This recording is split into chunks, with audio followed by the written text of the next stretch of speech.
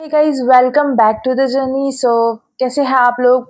Hope सब बढ़िया होंगे। आज मैं भी बढ़िया हूँ, मस्त हूँ, स्वस्थ हूँ। सो जैसे कि आपने देखा अभी रिकैप में कि कैसे हुआ था सब कुछ, सिचुएशन कैसे हुई थी, एक्चुअल में क्या हुआ था। इतना सब इंजॉय कर रहे थे, अनएक्सपेक्टेड चीज़ें हैपन, अनएक्सपेक्टेड चीज़ें हो गई और अनएक्सपेक्टेड वे में हुई, जो नेवर एक्सपेक्टेड। तो इसलिए, और जैसे मैंने आपको सब बताया कि पार्ट 1 और पार्ट 2 में जैसे हम बता रहे थे कि पूरी दुर्घटना कैसे हुई, कहाँ हुई, कैसे हुई, क्यों हुई, वो सब बताया। बस तो पार्ट 1 और पार्ट 2 अगर नहीं देखा है किसी ने तो जाओ जल्दी जल्दी और देख के आओ, ठीक है। सो हम कंटिन्यू करते हैं फ्लैशबैक। मैं फ्लैशबैक दे देती हूँ कि पार्ट 1 में मैंने बताया था कि मेरी जर्नी में मेरे यहाँ ना सर्जरी हुई है। पार्ट 2 में मैंने बताया कि मेरा थोड़ा सर्जरी क्यों हुई, मतलब क्यों हुई वो तो मैं अभी बताऊंगी, बट इंजरी कहाँ किस वे में हुई वो मैं बता रही हूँ, वो मैंने बता दिया पार्ट 2 में। और अभी पार्ट 3 में मैं आपको बताऊंगी कि पता कैसे चला कि ये इंजरी है एक्चुअली में। सो बिगिन विथ, हम लोग रात को 3 बजे पहुंच गए थे घर पे। 3 बजे, हाँ 3 बजे घर पे पहुंच गए थे। फिर सो गए सब लोग, नॉर्मली ऐसे वे में सो गए। फिर सुबह उठे उठे हमने देखा मैं उठी 9:30 बजे तक और ब्रेकफास्ट किया और ये सब किया। फिर है ना, मैं जब ब्रेकफास्ट कर रही थी तो मैंने देखा कि चलो थोड़ा बहुत नज़र मार लूँ क्या एक्चुअली यहाँ पे क्या चीज़ घट रही है मेरे घुटनों पर। तो मैंने देखा मेरे मेरे जो दुर्घटना हुई थी वो लेफ्ट घुटने पे हुई थी और जो राइट घुटना था मैंने दोनों को ऐसे सामने रखा। मैं देख रही थी, कंपेयर कर रही थी कि राइट और लेफ्ट में क्या डिफरेंस है। फिर देखा ओ, मेरा लेफ्ट वाला घुटना थोड़ा उसका शेप बिगड़ गया है। शेप बिगड़ गया इन द सेंस वो सूज गया था। और सूझ गया तो मैंने बड़ी मम्मी को पूछा कि बड़ी मम्मी ये सूझ गया है क्या, देखो तो रेड रेड भी हो रहा है। तो बोलता है हाँ सूझ गया है। मैंने बोला ओ, ये मेरा रिएक्शन था। फिर मेरे को टेंशन तो आ रहा था यार, घुटना सूझ गया है, अब क्या होगा, ये कैसे, मतलब मैं क्या करूँ। जो मतलब मेरे को टेंशन आ गया था, मेरे को लिटरली टेंशन आ गया था। क्योंकि एज मैं थोड़ा बताऊँ कि मैं एनसीसी कैडेट हूँ। सो एनसीसी कैडेट हूँ, प्लस मेरा ड्रीम भी थोड़ा अलग है। और मैं कुछ समय से फिज़िकल एक्टिविटी में ज़्यादा इन्वॉल्व हूँ। सो मेरे को ऐसे घर पे बैठना नहीं हो रहा था, मतलब कि मैं नहीं बैठ पा रही हूँ घर पे। भाई मेरा फिज़िकल मेरा सब कुछ अच्छा चल रहा है, मेरा वर्कआउट चल रहा, मेरा मेरा है ना मेरा स्विमिंग भी चल रहा था, मेरा है ना सब कुछ एकदम ऐसे लग रहा था कि ज़िंदगी एक ट्रैक पे चल रही है। ये सब कुछ मेरा चल रहा था। मैं रनिंग पे भी जा रही थी, मैं एक्सरसाइज कर रही थी। एनसीसी का तो ऑफिशियल परेड स्टार्ट नहीं हुए थे तब तक, बट होने वाले थे। तो वो लास्ट ईयर था मेरा एनसीसी का भी। तो ये सब चल रहा था तो मैं मुझको टेंशन आ गया यार, घुटना मेन, हर जगह पे घुटना ही है भाई। घुटने के बिना मैं चल ही नहीं पाऊंगी, तो मैं उस जगह पे पहुंच कैसे पाऊंगी। क्योंकि एक्सरसाइज तो भाई पैरों, अगर अगर किसी के हाथ में भी लगी हो तो ऐसे करके भी एक्सरसाइज कर ले, बट पैर पैर का भी मेन जॉइंट। सो मेरे को टेंशन था। फिर पूरा दिन निकाला मैंने।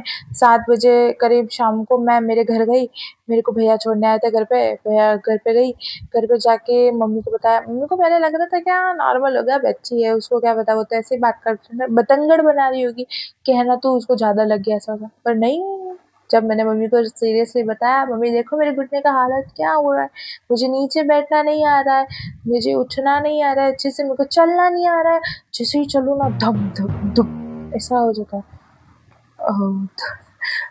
मतलब कि एकदम ऐसे है ना, झटका मार जाता है, धप धप धप ऐसा। तो मैंने बोला कि ये क्या हो गया यार अचानक ही, मतलब जिंदगी में मैं सब सही चल रहा था, बस मैं तो बस घूमने गई, बस घूम, और उसमें ऐसा हो गया। और घूमने भी गई थी तो वहाँ पे भी मैं मज़े ही मार रही थी, मतलब अच्छे से मैं खुश थी ना, खुश ऑफ कोर्स, अभी घूमने जाते तो कौन खुश नहीं होता है। तो भाई थे हम खुश थे। तो ये हुआ। और फिर उसके बाद है ना हुआ ये कि मैंने है ना मैंने मेरे ये घुटने का जो हुआ मम्मी को बताया। मम्मी को मैंने बोला मम्मी दूसरे दिन ही कल ही मेरे को है ना हॉस्पिटल लेके जाओ, हड्डियों के स्पेशलिस्ट के पास लेके जाओ, ऑर्थोपेडिक्स के पास लेके जाओ, सब जगह लेके कहीं पे भी लेके जाओ, मेरे को दिखाओ डॉक्टर को, मेरे को कुछ नहीं जानती, और वो भी हड्डी के डॉक्टर को ही दिखाओ, ये नॉर्मल लोकल डॉक्टर को मेरे को नहीं दिखाना, दवाइयाँ नहीं खानी है ऐसी फालतू में। तो मैंने बोला ठीक है। दूसरे दिन हम ऑर्थोपेडिक के पास गए, डॉक्टर के पास जब मेरा नंबर आया मैं गई। बोलते क्या हुआ आपको, ऐसे लंगड़ा के क्यों चल रहे हो? मैंने बोला सर लग गई। तो बोला अच्छा क्या हुआ था? मैंने बोला कि मैंने उनको बताया कि क्या हुआ था, समुद्र किनारे गई थी ये वो। तो मैंने जैसे ही बोला ना कि मैं है ना ऐसे थी और कट करके आवाज़ आया, तो उनका रिएक्शन भी लाइक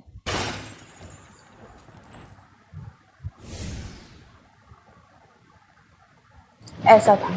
2 मिनट के लिए तो ऐसे मैं खुद शॉक में हो गई, भाई ऐसा रिएक्शन मत दो, बच्चे की होप टूट जाएगी। तो बोलते हैं कि कोई बात नहीं, आप थोड़ा मतलब हम देख लेते, कोई बात नहीं, आप आओ इधर आओ। तो उन्होंने है ना उधर जो ऐसे था क्या बोलते हैं उसको, लेटने के लिए, तो वहाँ पे लेटाया, और फिर वहाँ पे है ना मम्मी भी थी। फिर बोला कि आप आओ इधर, इसका घुटना थोड़ा मुड़ाओ। तो मुड़ाया, तो मतलब मेरे से जितना हुआ, उन्होंने बोला तुमसे जितना हो उतना करो। तो जितना मेरे से पॉसिबल था मैंने किया। फिर उसके बाद है ना उन्होंने ना मेरे घुटने को ऐसे पकड़ा और ऐसे से हिला रहे थे। तो घुटना ना हिल रहा था ऐसे, और फिर राइट वाले घुटने को भी चेक किया, वो नहीं हिल रहा था, वो स्टेबल था। तो डिफरेंस देख रहे हो, ये हिल रहा है और ये स्टेबल है। तो मतलब उनको पता चल गया कि गड़बड़ तो है। तो उन्होंने कहा कि काम करते एक्सरे करवा लेते हैं। एक्सरे करवाया। एक्सरे बोलते हैं, एक्सरे देख के उनके एक्सप्रेशन सेम यही। तो मैंने बोला क्या, क्यों ऐसे एक्सप्रेशन देते हो यार? फिर है ना उन्होंने बोला बेटा गैप तो है, गैप आ गया है, बड़ा बहुत बड़ा गैप आ गया है। एक काम करो आप है ना आप 10-15 दिन अभी आपको कहीं नहीं मतलब जाना है, बेड रेस्ट लेना है, पूरा फुल रेस्ट 10-15 दिन, कहीं नहीं जाना है, उठना बैठना, नीचे ज़मीन पे नहीं बैठना है, लेग क्रॉस करके नहीं बैठना है, इंडियन टॉयलेट यूज़ नहीं करनी है, सीढ़ियाँ नहीं चढ़नी है। इतने सारे है ना उन्होंने स्टॉप लगा दिए। और मेन बात तो ये है कि मैं फ्लैट में रहती हूँ, मेरा घर 3rd फ्लोर पे है, मेरे घर में सीढ़ियाँ है, लिफ्ट नहीं है, इंडियन टॉयलेट है, वेस्टर्न नहीं है। और चलो ज़मीन पे बैठने का तो वो तो हम अवॉइड कर सकते हैं, बट जो चीज़ें ना बोली वही सब चीज़ें मेरे घर में। तो अब मैं कहाँ जाऊँ? मतलब कहाँ जाऊँ? वो तो मेरे पास ऑप्शन था कि मैं बड़ी मम्मी के घर आ जाऊँ, क्योंकि उनके घर पे ये सब चीज़ें नहीं है, मतलब जो उन्होंने ना बोला है वो चीज़ें उनके घर पे नहीं है ऐसा। इधर वेस्टर्न टॉयलेट है और सीढ़ियाँ भी इतनी नहीं चढ़नी है, और है ना तो लिफ्ट भी यूज़ कर सकते, लिफ्ट भी है इनका भी, फ्लैट में ही है तो लिफ्ट भी है। तो मैंने बोला कि अभी 10-15 दिन, और मेरी एग्ज़ाम्स भी आ रही थी, तो नवंबर 13 से 19 तक ऐसे ही कुछ था, 7 से या 11 एग्जैक्ट डेट नहीं पता, बट इंटरनल्स तब थे, नहीं एक्सटर्नल थे, एक्सटर्नल 5th सेम के। तो भाई उसको स्किप भी नहीं कर सकती थी, कोई भी रीज़न देके नहीं कर सकती थी, क्योंकि फिर भाई कॉलेज का भी लास्ट ईयर है, रिस्क ले नहीं सकते। तो मैंने बोला ठीक है चलो देखते हैं। तो ऐसा सब उन्होंने बोला, और फिर बोला कि अगर 10-15 दिन में भी आपका ठीक नहीं होता है तो हमको फिर आपका करवानी पड़ेगी MRI।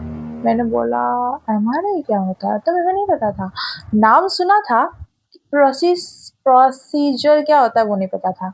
तो मैंने है ना बोला कि देखते हैं।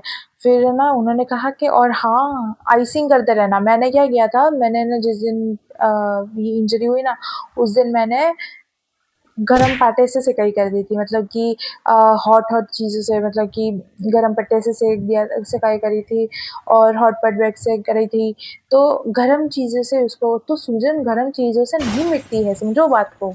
सूजन बर्फीली चीज़ों से मिटती है, ठंड पे पहुँचाओ उसको, क्योंकि वो खून जम गया है, तो उसको ठंड पहुँचाओ। तो डॉक्टर बोलते तुम्हारे गैप हो गया है, तुम्हारे है ना घुटने में पानी भरा। समुद्र में गई थी, समुद्र में हादसा हुआ पता है, पर पानी घुटने में कैसे चला गया बे?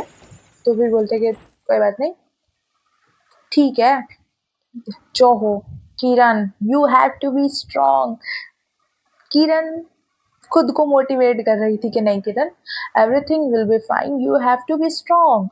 तू ऐसा नहीं टूट सकती, नहीं, इतनी सी चीज़ों से तू नहीं टूट सकती, अभी टूट जाएगी तो ज़िंदगी में क्या करेगी, व्हाट।